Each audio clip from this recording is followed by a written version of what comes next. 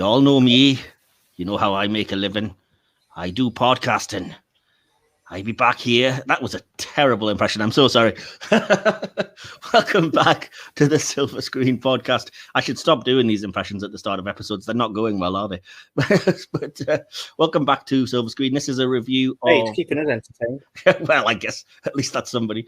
This is going to be a review, as you can probably see and probably know by now, of Jaws, which I went to see at the cinema, and a little bit different than just seeing the film because it's in real D3D for the first time. So I was able to watch it in 3D, and unlike my Avatar, the shark did not look fake. So I wasn't Marty McFly complaining about Jaws 19. So deep cut reference for the film nerds there, but I am joined as usual with these reviews. This is another mini review by my assistant, co-host, and friend DK. Hello. Farewell, adieu to your fair Spanish lady. Hello. Why don't you come down here and chum some of this anyway? That's all this review is, folks. It's just a quote. This is the first time that I've really noticed just how quotable it is. This movie, you know, that's one bad hat, Harry. But anyway, so anyway, yeah, we're just going to be talking quite a lot about Jaws. So as with the other mini reviews you'll have seen by now on this channel, there's an ET one. On our sister channel, this hit on this Star Trek podcast, there is the motion picture of Star Trek and Star Trek II: The Wrath of Khan. Basically, I just go over a little bit of what the experience was like and such, get some questions from DK about that and the film, discuss our thoughts and feelings on the film, and wrap it up relatively quickly by our standards within 45 to 55 minutes or so. So yeah, I have made a few notes, but first of all, before I do that, DK, do you have any questions about my experience at the cinema? Well, yeah, obviously we're going to go into specifics, but we spoke about Spielberg movies the other day while we were reviewing E.T. Yes. And you mentioned that, I'm not sure if we talked about it prior to the recording or it actually was on the recording itself, but you mentioned that Jaws, while a good film, it's never been one of your favourite Spielbergs. It's not something that you hold up as, you know, one of his best. It's not something that you would put in your top 10. Has going to the cinema and seeing it in the theatre changed that view? In this instance, yes. I think this was way more of what I was expecting when I went to see E.T. Spoiler alert for that review, but if you haven't listened, I basically came out of that feeling slightly lesser, if anything, about E.T. and sort of feeling, well, it just doesn't, for whatever reason, it just doesn't grab me. And I appreciate that it's very well made and it's fantastic, but it just doesn't feel special to me in that extra sort of way that some films can do. Whereas Jaws this time around, and Jaws I had seen as well fairly way more recently than I'd seen E.T. It was when I got the Blu-ray because it was on sale. So this was just before the pandemic. So maybe 3 years, which isn't that long a time, you know, since I actually saw it. And back then I'd noticed on my letterbox that I'd rated it 3 stars, which now I feel, oof, that was really ludicrous. I don't know what I was doing at the time, or whether it's just been more impactful seeing it both on the big screen and in this new format, I think, which keeps things exciting and chugging along. But for whatever reason, I definitely came out feeling more positively, but I won't say any more until the end when we give sort of final thoughts and star ratings and everything. But yeah, it was a way more positive experience than the last time I watched the movie at home, and more positive than when I watched E.T. in the cinema. So yeah. Nice. Did obviously, with it being the 3D, as I'm guessing it's been remastered for this release. Is that fair to say? I don't know, because it looked, well, I mean, it's in 3D, so it was hard to tell. It looked a little different, but it didn't look bad. And yet the 3D really seemed to struggle with darker images and stuff. Like whenever there's a scene at night or a slightly darker scene or anything, indoors even, it would struggle and it would start to blur a bit, which was frustrating because the picture was really good most of the time and fantastic when it was in light and stuff. And even things you wouldn't necessarily like expect to be in 3D or think about, like sort of when it first started, there were characters on the beach that were in the foreground and some in the background, and the ones in the foreground actually had real depth and felt like they were completely at a different level, if that makes sense. So it did sort of seem way more three-dimensional, obviously, than it would otherwise do. And yet, like I said, you get to scenes in the dark and it just kind of appeared. It was like you'd switched from sort of an HD thing to watching an old DVD copy because it just started to blur a bit. And I was like, oh, that's a shame. But I did notice a similar problem at that cinema with Wrath of Khan. So part of me wonders if it's maybe that cinema settings or something. Although it wasn't anywhere bad as Wrath of Khan. It was just, although like I said, it could well just be that the Blu-ray conversion struggles with darker images or whatever as well, because that's what it seemed like. But anyway. Oh, fair enough. And did the 3D hold up? Other than the darker images? I mean, I'm thinking of specific scenes like the cage and stuff like that. Oh, fantastic. Yeah, I mean, the 3D, like I said, I was expecting that it wasn't going to be sort of fully 3D, I guess, for want of a better way to put it. So I was thinking there'll be key scenes and stuff that I'm sure will be in 3D, but they're not going to be. But it was really everything, and it just made it a far more immersive experience. Because, like I said, scenes that were, because Jaws isn't really the type of film that's like action every 2 minutes, but even character moments or dramatic sort of things and stuff, it was still showing it in 3D, and it actually just made you feel, I think, way more immersed. And that was the kind of the first note that I made was the opening of the film was fantastic because it's when, spoiler alert if you've never seen Jaws, obviously for the rest of the review, but at the start of the film, as you know, it's when Chrissy gets killed basically in the water. And it was so cool because I've never seen water effects in 3D because all of the films I've seen in 3D just haven't, well, why would they be on water or whatever? But it genuinely felt like the water was rushing at you as if you were in there, and it was so like immersive was the word because I felt immersed in water. And when she was getting dragged down and the camera would switch from showing like above water to underwater, it genuinely felt like, oof, this is tense and horrible. I do not like it, kind of thing. Not in a sort of, you know, oh, I'm going to be sick with you or anything, but just like this is way more effective than it would be if I was just watching it happening to somebody on screen, because you felt like you were in the water with her. And I was like, this is epic. This is exciting stuff. So a lot of it. 4D, mate. I wouldn't go in 4D. I went once to see Jurassic World, Fallen Kingdom, and left after 20 minutes because I felt violently ill. We went to see Civil War, and yeah, we came out actually feeling like we'd taken part in it. It did actually feel like we'd been beaten up. So you could not do that all day, as it turns out. No, so yeah, I thought the 3D conversion was, with that one exception, which was kind of frustrating because it was so good.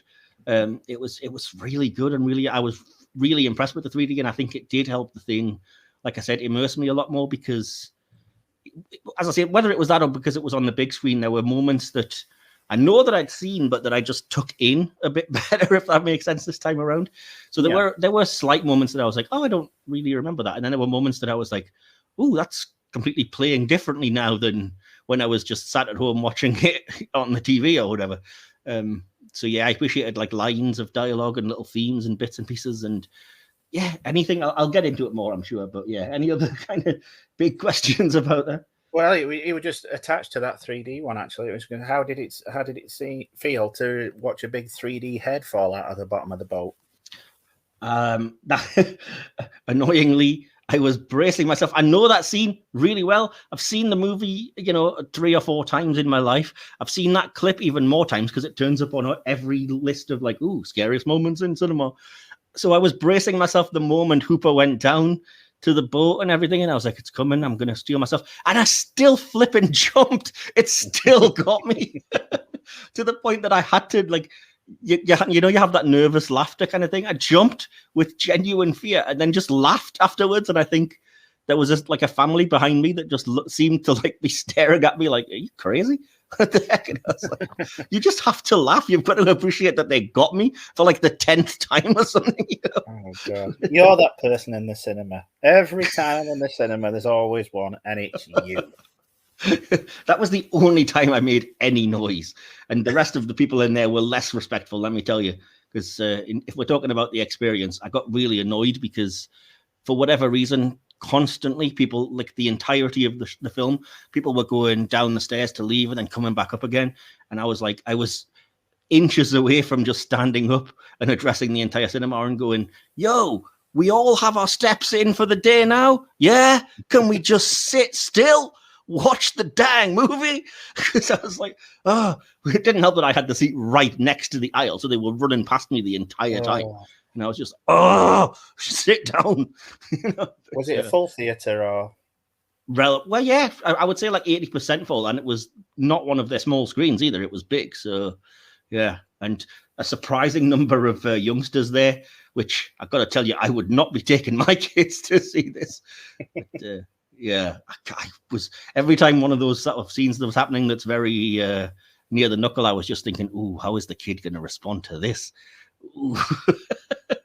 Were you like, were you casting glances when stuff like that happened then? No, because I was sat like at the front of a row, not like at the front of the entire thing, but I was at the front of a row where the like balcony part is right next to these things. So I couldn't really stare at anybody.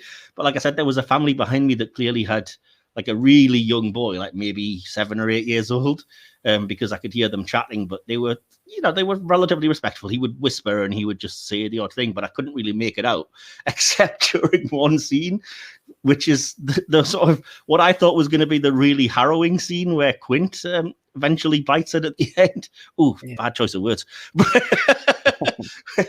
But yeah, when the shark's kind of chomping down and it's really sort of intense, the way blood pours and it drags Quint away, and all I could hear was this little boy going, "Oh, I wonder if he's taking food for some babies or something." I was like, oh, God.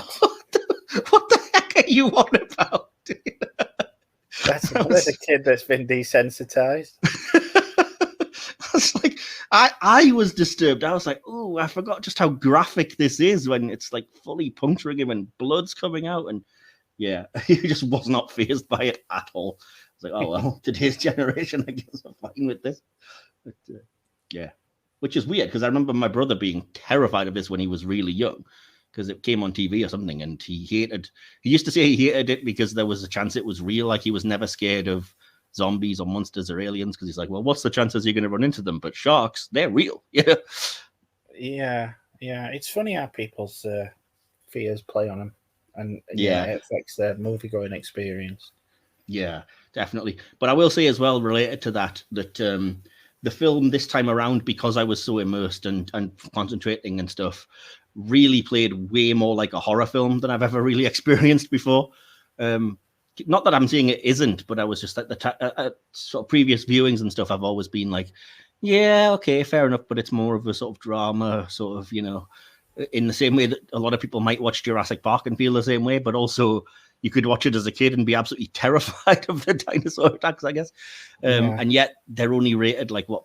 Well, this was a 12A, which is weird because my Blu-ray is a PG, but never mind. So I thought that seems really weird because it's definitely playing like really, like a horror movie in the first way. And when I went to look it up, as I often do after watching these films, I was like, I'll have a scout of the IMDb and Wikipedia pages. I noticed that Wikipedia officially lists it as a natural horror film. And I was like, well, there you go. That's that argument settled. One last thing that I need to ask, audio transfer any good? I mean, obviously it's got a John Williams soundtrack, so I would hope that it's been restored to a good state. I'm just going to sound redundant if anybody's seen the ET review, but yeah, it was fantastic. I can't fault it. The John Williams score was brilliant. I've never heard it as clearly, to the point that I'm sure I noticed one little musical motif towards the end that he later used in Star Wars. Because I was like, I've heard that before. Maybe I'm just remembering watching Jaws in the past or listening to the soundtrack because I have all those things, but I was like, that sounds perilously close to a little kind of riff that you hear somewhere in the Star Wars, the original movies kind of soundtrack. But maybe that's just very similar. I mean, it's the same guy, but yeah, it was very sort of whimsical in the midst of what should be a really tense moment. And I was like, that's odd. But never mind. So just to compare and see if it was the same moment, if I recall correctly from all of last night, it was when Quint is basically resting on top of the sort of capsized boat on the sail, and the shark's coming back around, and the music just does this weird sort of sort of cheerful little thing, and I was like, yeah, that's the one. What? That's the one, mate. What is this? What's going on? Like, surely that should be a tense moment, and it's just like I was like, what is happening? Maybe he was having a bet with someone and says, I can sneak that shit in easy. Watch me. Very possibly. But I'm not going to fault him for anything because, like I was going to say, like the musical tension in this is worthy of like Bernard Herrmann, which, if you don't know, obviously you'll potentially be aware of his work in Psycho, which is iconic, or you probably know Twisted Nerve from Kill Bill. But he was the master of like making you feel really tense through music, and I think this is definitely Williams channeling a lot of that, because it's been said a million times, but the way that the music basically signals to you that the shark is there, and the sheer nerve-wracking terror of the slow build of do do oh, it's around. And I don't know if I've ever noticed this before, or it's just sort of went in one ear and out the other, but I noticed this time around that when it's not the real shark and they're all panicking and it turns out to be them doing a prank, the music doesn't come in. So it's like, even if you don't register that subconsciously, you'd be aware not to be as tense about it, because it's like, well, it's not the real shark because the music's not there with it. So, no, I've never actually picked up on that before. So, but the next time I watch, I'll bear that in mind. Yeah, because there's the moment when they sort of, like I said, they're watching out and everything, and everybody's there, and they scream shark, and then turns out to be two little kids, and then there's the one kid that's like, he put me up to it, he made me do it. But yeah, you would know if you're aware of these things, which, as I said, I don't know if I've noticed before now, but did this time, that even when the camera's like under the water and looking around and they're all running away screaming, that music never kicks in. So I was like, well, it's signposting to you that this isn't really the shark. That's so cool in a way, you know. But anyway, yeah. What else to say? Did you have any other big questions for me or anything? No, that's pretty much it. Everything that I wanted to ask, it's already there. So I'm gonna hand it over to you and your notes and see what you can tell me. Well, I've touched on a lot of the sort of things already, but I will say that this time around, for whatever reason, I really appreciated the characterization that was present in the script by obviously Benchley and Carl Gottlieb. So this time around, I was like, wow, these characters are actually really well drawn, and maybe it's the fact that I can concentrate, as I've said before, that I'm sort of laser focused on the screen, that lets you appreciate this a lot more than you could perhaps at home viewing when you're distracted or whatever else. So yeah, I loved all of the characters, but for whatever reason, I came out of this one thinking, do you know what? I really love Matt Hooper, and I don't know why. Like, I don't think he's necessarily the central character, but for me, I was like, he's my dude. He's my guy. It was so cool to have somebody that was like going to come in and fully support the sheriff after all of the crap he'd been putting up with from the mayor and all the rest of it. And then you have this one guy that comes in and he's like, no, you're going to listen, you know? Yeah. Well, if you want to be an idiot, I'm just going to leave or whatever. And I was like, it's so cool having that guy. And even then, like, his like interactions with Quint and the kind of, only Trekkies will appreciate this, but the kind of Spock-McCoy relationship that he has with Quint. It's just like, they clearly respect each other, but my word, they get on each other's nerves as well. You know? When you look at it, though, the you know, there's three main players in this, the ones that end up in the boat, and they're all just at the top of their game in this. I mean, they're all great actors in their own right, but in this, they just shine to me. Yeah, well, that was another note I had. I'll skip ahead to it. But yeah, I was going to say, I noticed the acting was really good. Obviously, again, I'm stating the obvious here, and again, this won't be a surprise to anybody, but the key scene that has always been like, wow, you should watch this, is the scene when Quint's describing the Indianapolis. And I was like, this is an acting masterclass. And to be fair, also a great example of directing, because the director has to know to not do anything flashy and to just basically trust that the camera's capturing the performance, because it does nothing. It's just, you know, rigidly in place.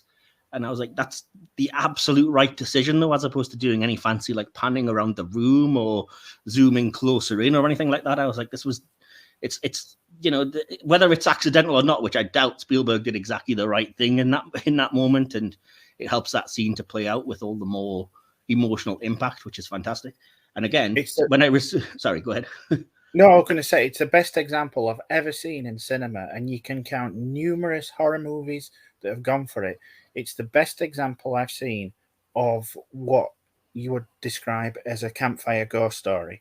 It's obviously based on a true story. It's not a ghost story. But just the fact that there's these people sat around at night and he's telling it, and you actually become so involved in it, it is very... it does create that kind of tense atmosphere. And you know, you get horror movies where they sit around and they tell ghost stories and things like that, and it doesn't come close to it. Yeah. See, I don't think I see what you're saying, and I don't disagree as such. But with me, it's more about like that's a moment of pure drama. Like there are, for me, like Oscar-winning speeches, you know, like Meryl Streep in Sophie's Choice or whatever. That I'm like, it's as good as them when it comes to like definitely. a dramatic monologue. Do you know what I mean? From Robert Shaw, and I was like, it's so impressive. And as I was going to say, you kind of touched on, I didn't know till I was researching the movie after coming out of it that it was a true story, which displays my historical ignorance completely. But I was like, I thought that was just made up. Obviously, I knew, you know, that the bomb had been delivered in Hiroshima, but I was like, surely they made up the Indianapolis and, you know, being eaten by sharks and stuff. Nope, it's all completely true. Yeah. And I was like, wow, that makes it hit all the harder next time I watch it when I'm like, oof.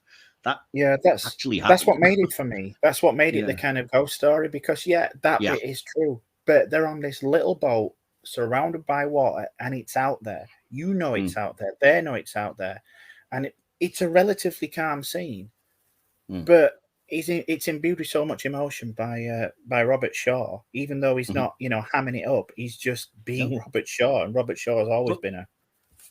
But even then, I had no idea, and again, sorry if this is displaying a level of ignorance, had no idea until I read about it yesterday that Robert Shaw is English. I had no clue. I was like, that guy's American accent or whatever he's doing there is flawless. You could have knocked me over with a feather when I read, like, Robert Shaw, born in England, English actor, and I was like, what?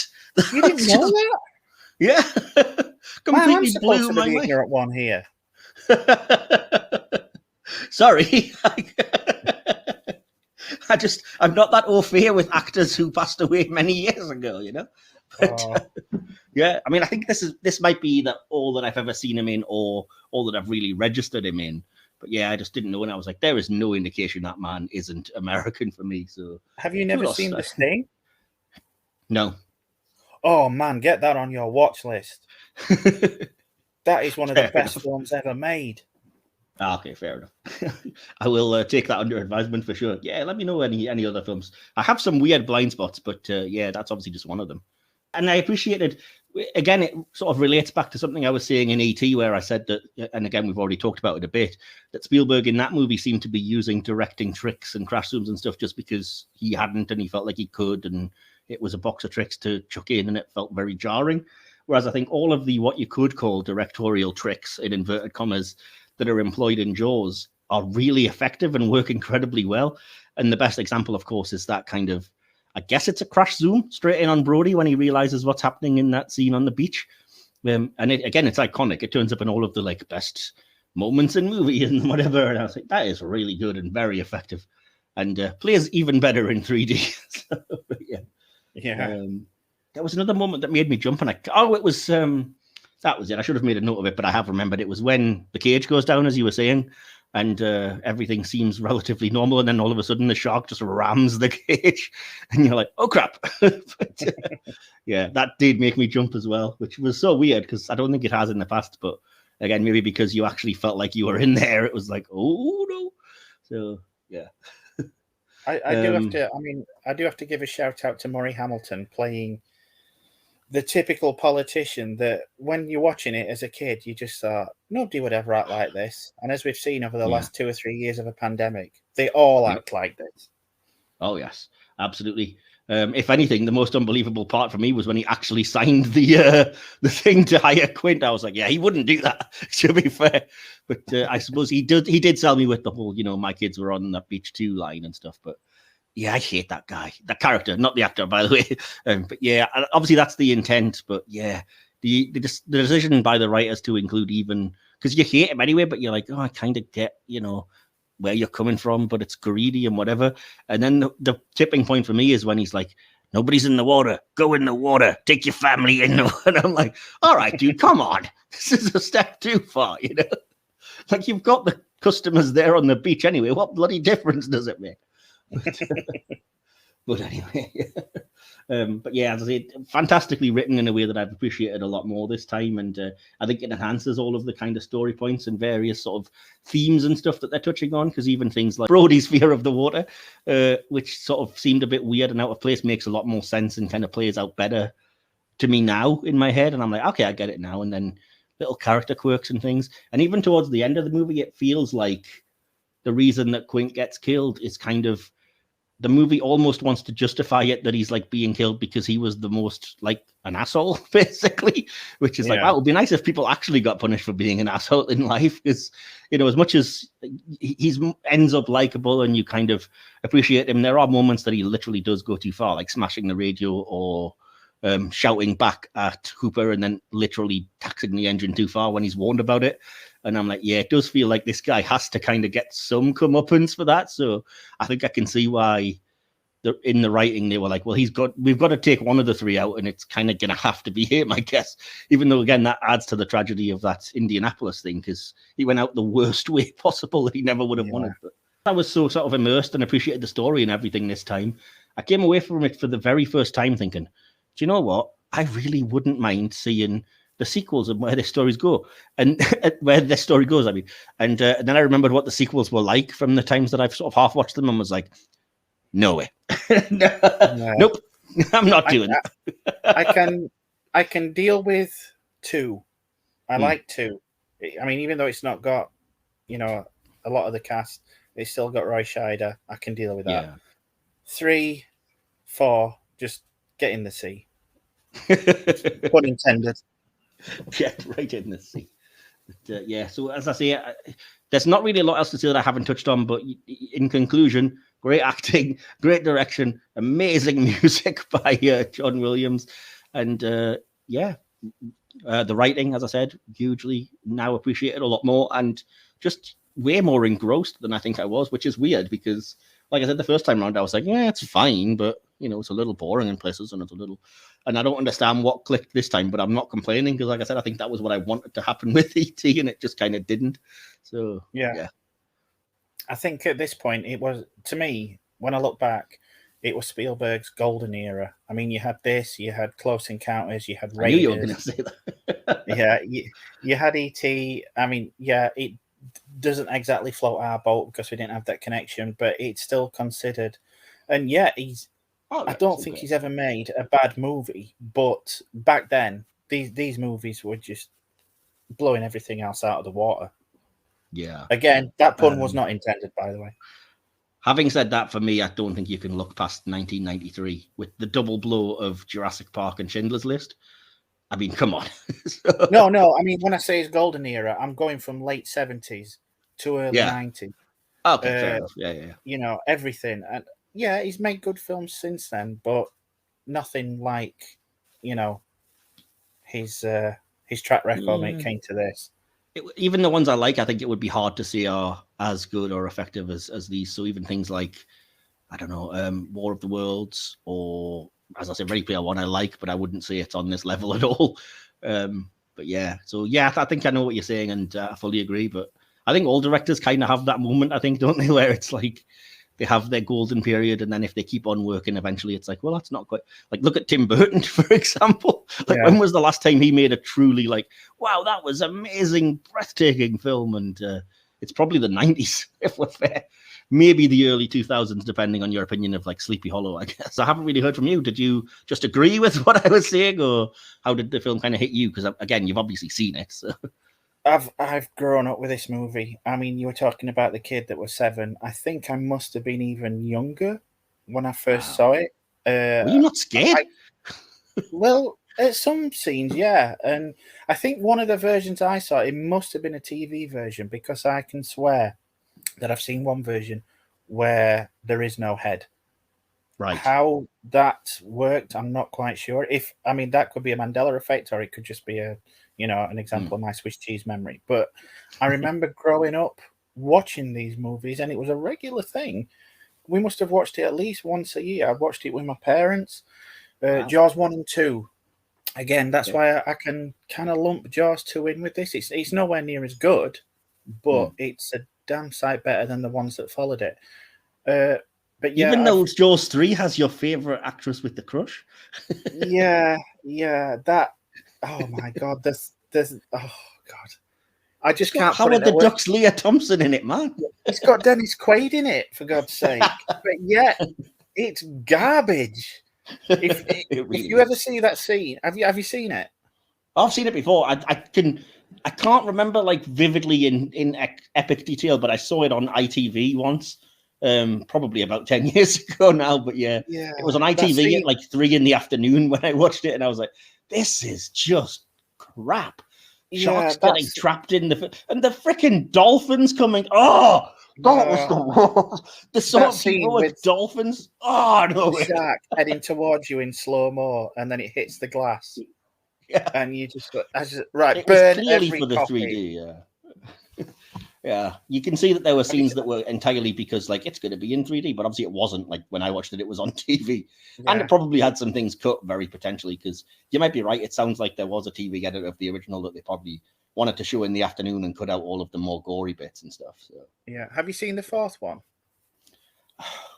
I know that I have, but I can't remember anything about it other than Michael Caine flying a biplane and the shark inexplicably exploding at the end for no reason. Because I remember they ram the ship into the shark and it blows up for no purpose. Yeah. If you go in thinking this is just going to be batshit crazy, it's absurd. And doesn't like Ellen Brody randomly have psychic powers in the fourth one? Yeah. And it's called The Revenge because the shark follows her. To the Bahamas, that's right. Yes. It's coming back to me now. Yes, and that was the one that made the infamous tagline, "This time it's personal," isn't it? Yes. If you start that knowing that at no point should you take it seriously, you're fine with it. It kind of holds up. But the third one, no matter how desperate you may be, to me, it's just dreadful piece of cinema. I don't know. I'd be hard pressed to think which is the worst between 3 and 4 myself. But if you 2, I don't hate because, like you, I've got a soft spot for. I know it was directed by Jenno Schwartz, and nobody likes his movies, but I can stomach like Supergirl and Santa Claus the movie and stuff. So to me, he's a decent director. Yeah, most people wouldn't agree. Yeah, I didn't mind it. As we've said, it was kind of lumped in. So I used to see Jaws and Jaws 2 on a pretty regular basis, and so I've kind of grown up with this movie, and I can still. It's something I've never got tired of. Yeah, I love it. I mean, I can't say it's Spielberg's best movie, but it's up there. It's definitely up there. I think I would agree. I don't think it's Spielberg's best for me because there are ones that have a more personal impact, but it's definitely going to make the top 10, if not 5, for now that I've seen it. So, definitely. But speaking about the Mandela effect, as we were, I did say to you before we started recording as well off air that I had a weird moment where I was sure they'd cut something because I remembered it differently. It was the famous scene at the very end, the "Smile, you son of a." I was adamant that I always knew it as he actually swore. He said, "Smile, you son of a bitch." And I was like, oh, why have they cut that on this version? I'm going to mark it down points for that. That's really annoying because even if it's only a minute or whatever, as we were talking about as well off air, I get annoyed at knowing that a film's been snipped or cut from the original idea. Then I looked on the internet yesterday and I was on for a solid hour and I could not find any version where it wasn't cut and was like, turns out I'm just completely misremembering it.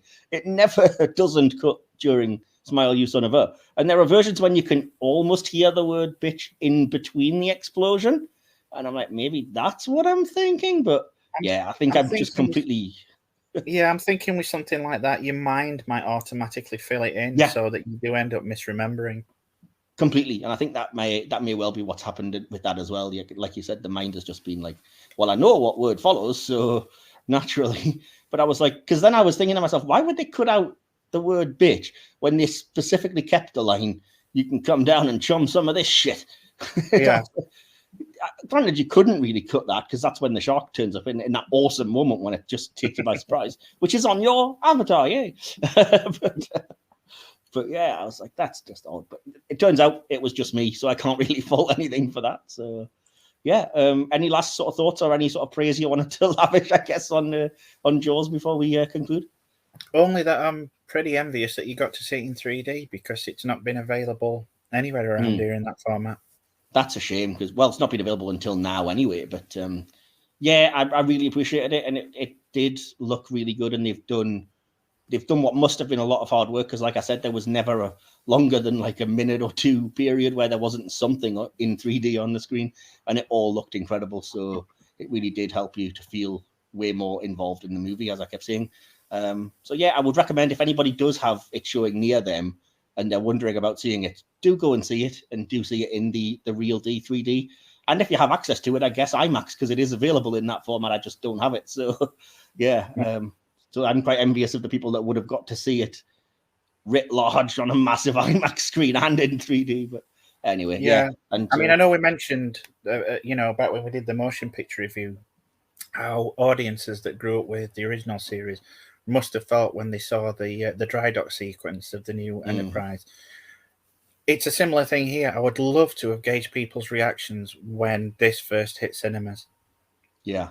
Well, it was as it keeps marketing itself, it's the original summer blockbuster, and it was the thing that kind of, the first time that movies had really become a phenomenon in that way, and it was the biggest thing in the world until 2 years later when Star Wars came out. For whatever reason, the last time I watched it about 3 years ago, I gave it 3 stars out of 5. This time around, I was agonizing between 4.5 and 5 because I had enjoyed it and appreciated it that much more, and it did just strike that chord that I think E.T. was just missing with me for whatever reason. But in the end, because I was thinking, like, if we're seeing the overall experience, then the fact that there are scenes that were kind of blurred and stuff, I kind of have to mark it down for that. And there are still some scenes where I feel like they could have been potentially edited out to give the film a little bit more pace and an extra punch.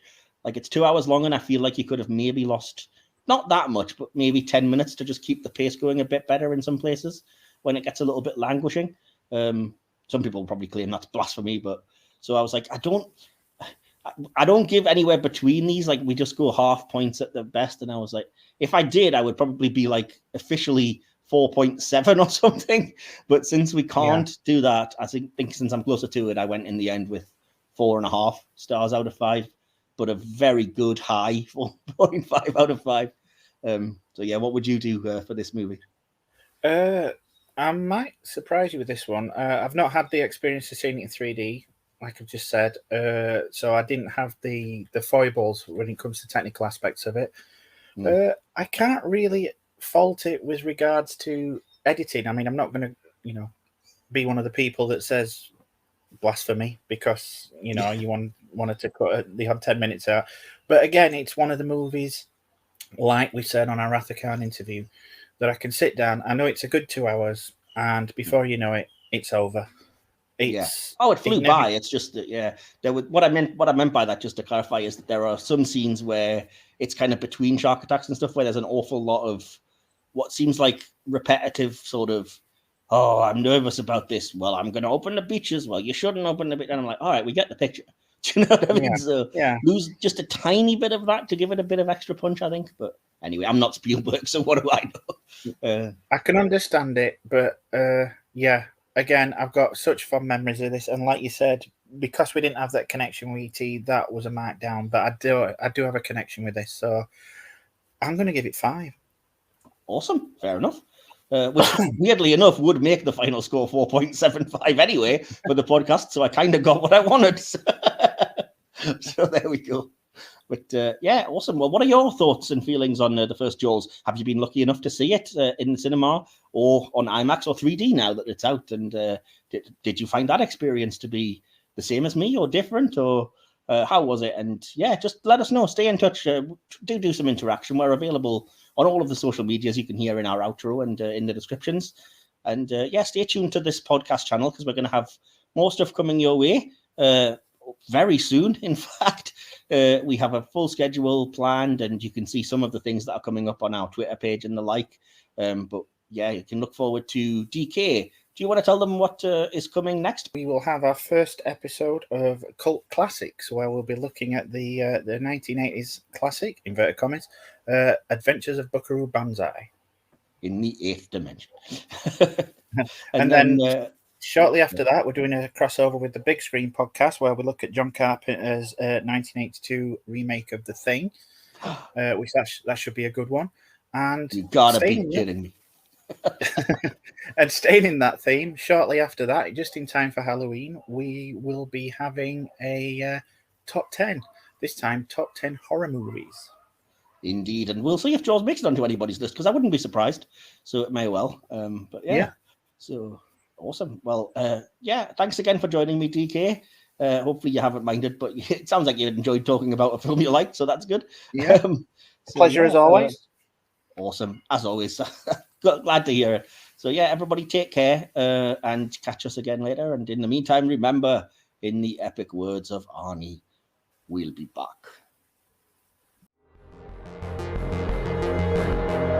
You have been listening to the Silver Screen Podcast, hosted by Michael Wilson and DK.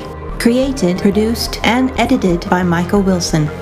Behind the scenes sections and additional material produced by DK. Music by Timeless Journey. More information can be found at soundcloud.com/Timeless Journey.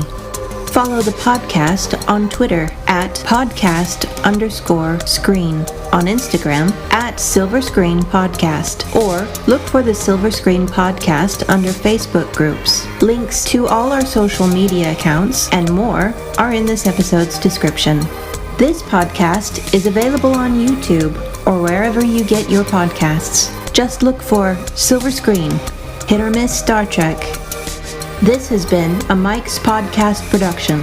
Copyright 2022. Thank you for listening.